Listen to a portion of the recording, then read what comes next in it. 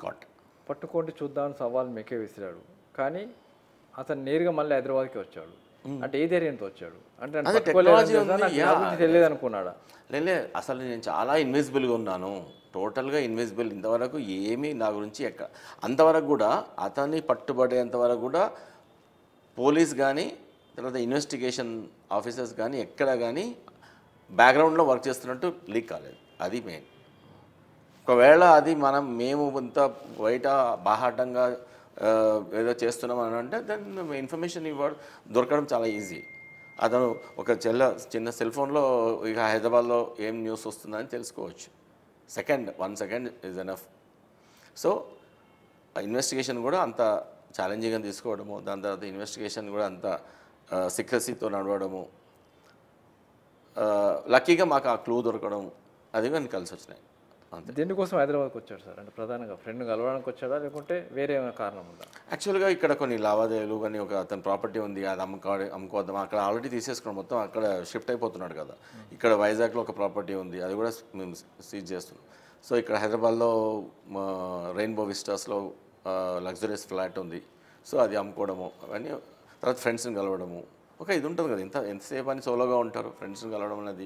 తర్వాత ఇక్కడ ఇంకా ఏమైనా చేయొచ్చు అనే ఉద్దేశంతో మేము అడిగాం. అది కూడా something any big thing is going to do, but is not revealing anything. పట్టుకోవడానికి వెళ్తే మిమ్మల్ని గంట సేపు సతాయించాడంటే కదా, గంట పాటు మిమ్మల్ని ఇబ్బంది పెట్టాడంటే కదా? అది గంట పాటు ఏం కాదు, బట్ కొంతసేపు. But he did not open the door and all. ఫర్దర్గా ఏం చేయాలనుకున్నాడు సార్ అతని గోల్ ఏంటి? అతనికి గోల్ ఏం చెప్పాడు కదా ఎవరు. ఇప్పుడు నీ గోల్ ఏంటి అంటే ఇంకా పెద్దగా చేస్తానని ఎవరు చెప్పారు కదా. సో సింపుల్గా ఏంటంటే నేను చెయ్యను, ఇక ఇక్కడితో ఆపేస్తాను అని అంటాడు. కానీ ఏం చేస్తామని కూడా అడిగాం.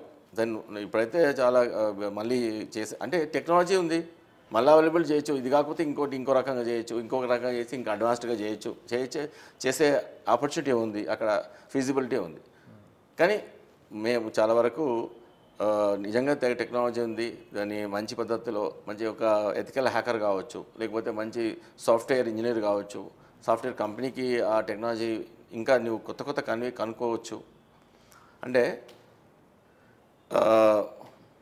ఇప్పుడు డెకాయిడ్స్ అప్పుడు యుఎస్లో అక్కడంతా డెకాయిడ్స్ ఉండేవాళ్ళు, అంత గోల్డ్ రష్ జరిగేటప్పుడు అక్కడ డెకాయిడ్స్ని బాహాటంగా కిల్ చేసేవాళ్ళు. అది పోలీసు కూడా అక్కడ అట్లా ఉండింది అప్పుడు. అది ఆల్మోస్ట్ 18th సెంచరీ అట్లా 19th సెంచరీ.